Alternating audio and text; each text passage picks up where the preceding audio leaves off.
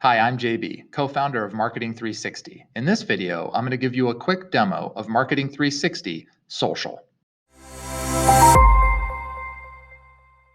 You access social in the same way that you access all the other great business management and marketing tools included in the Marketing 360 platform.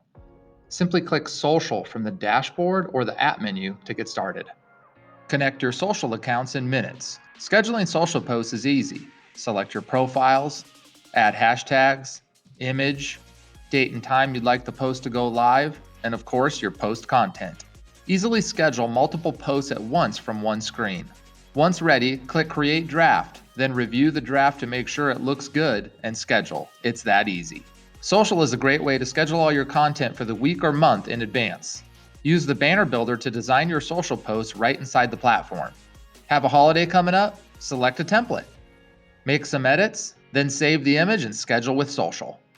Store all your social images and brand assets in files so you and your team can access them from anywhere. Want to see what kind of results you're getting from social? Dive into intelligence reports to see just that.